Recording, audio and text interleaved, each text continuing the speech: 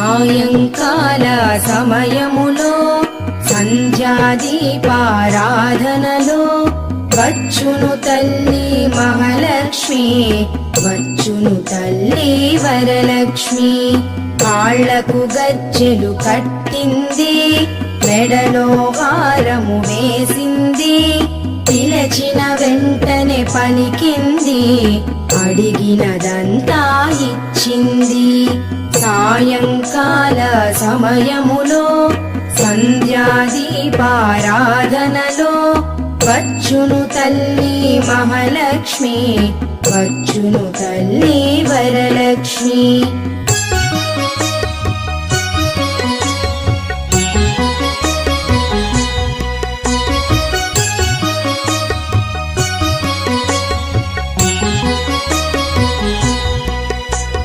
ధనము